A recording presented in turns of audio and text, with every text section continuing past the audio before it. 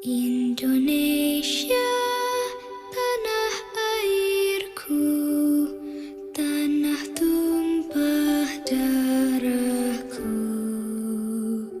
Di sanalah aku berdiri, jadi pandu ibuku. Indonesia, kebangsaanku, bangsa dan tanah airku. Marilah kita bersatu, Indonesia bersatu. Hiduplah tanahku, hiduplah negeriku, bangsaku, rakyatku semuanya. Bangunlah jiwanya, bangunlah padanya, untuk Indonesia Raya. Merdeka, merdeka, tanahku, negeriku yang ku cinta. Indonesia Raya, merdeka, merdeka, hiduplah Indonesia Raya. Indonesia Raya, merdeka, merdeka, tanahku, negeriku yang ku cinta.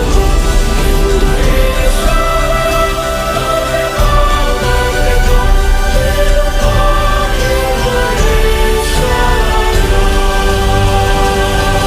Nah, di video kali ini kita akan sama-sama belajar tentang keberagaman pekerjaan.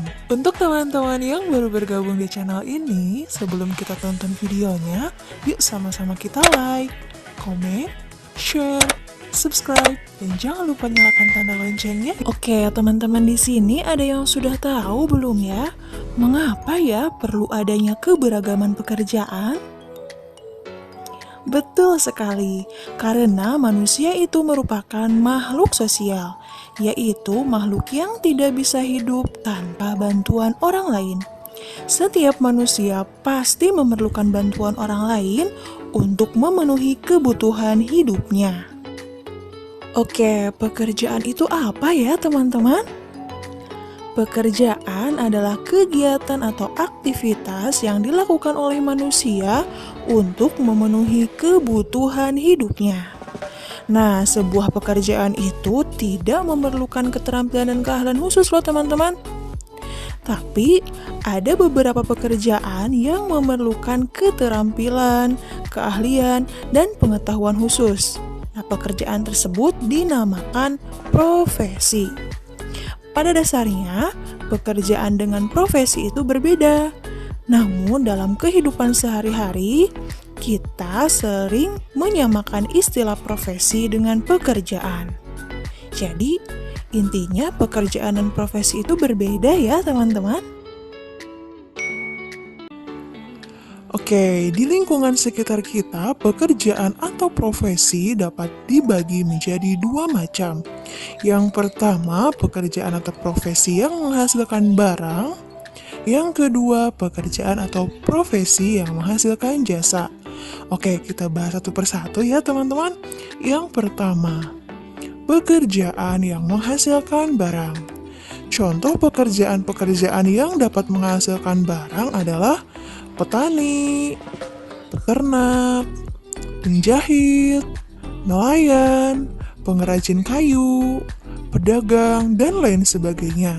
Karena dari pekerjaan itu mereka menghasilkan barang-barang ya, teman-teman. Contohnya kayak petani menghasilkan hasil tani kayak beras, seperti jagung, dan lain-lain. Peternak menghasilkan hewan ternak seperti ayam, domba. Penjahit menghasilkan barang, apa? Pakaian, betul. Nelayan menangkap ikan, ya, jadi menghasilkan ikan. Nah, yang kedua adalah pekerjaan yang menghasilkan jasa atau tenaga nih, teman-teman. Pikiran, tenaga itu jasa ya. Nah, ada beberapa contoh pekerjaan atau profesi yang menghasilkan jasa.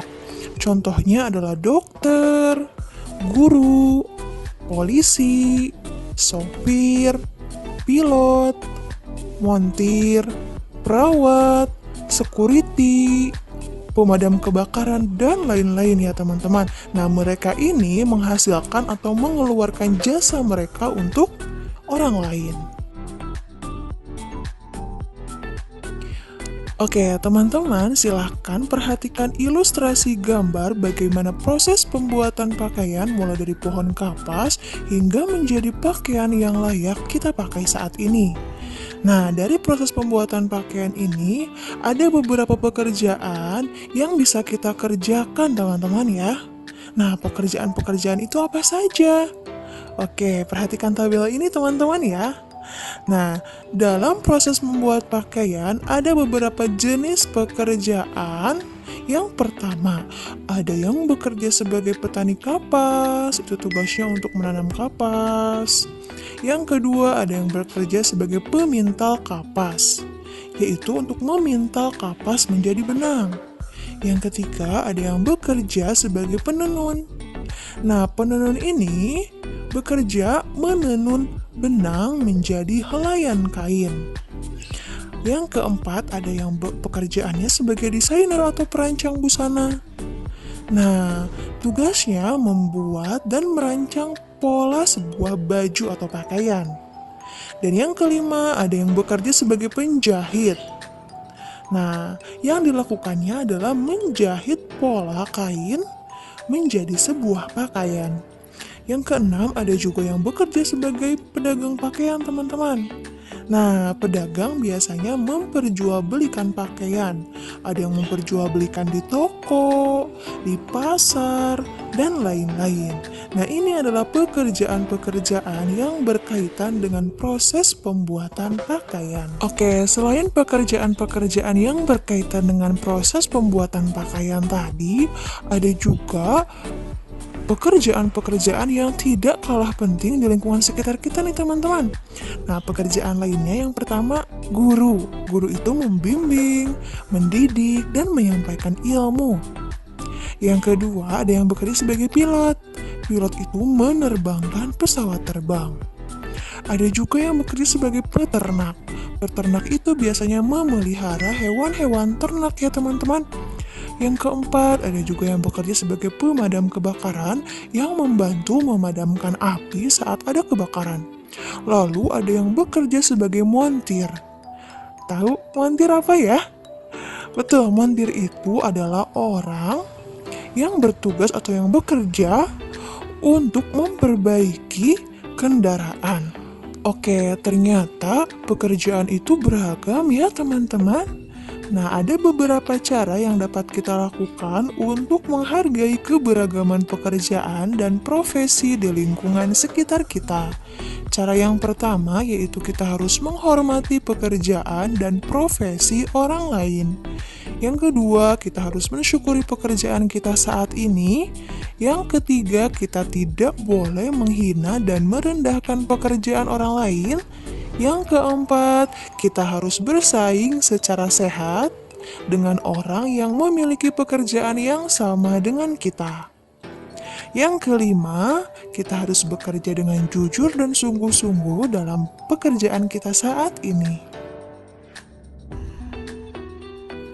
Nah, teman-teman silakan perhatikan gambar berikut ya. Di sini ada Lani, Dayu, dan Siti sedang bermain. Siti biasanya selalu memakai kerudung dan baju yang menutupi seluruh tubuhnya. Lani dan Dayu senang memakai celana selutut dan kaos lengan pendek. Cara berpakaian mereka berbeda ya teman-teman.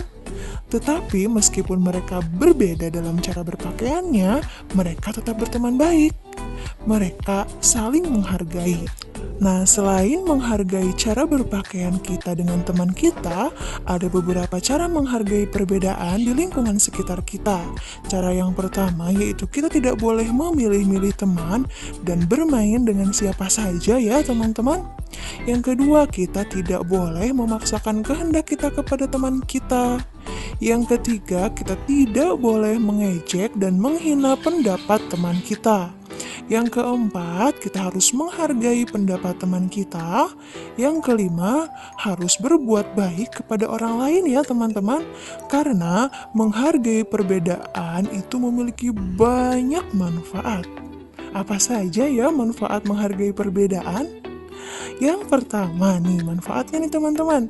Manfaat yang pertama akan terbentuknya kehidupan yang rukun. Yang kedua, tidak akan timbul perselisihan.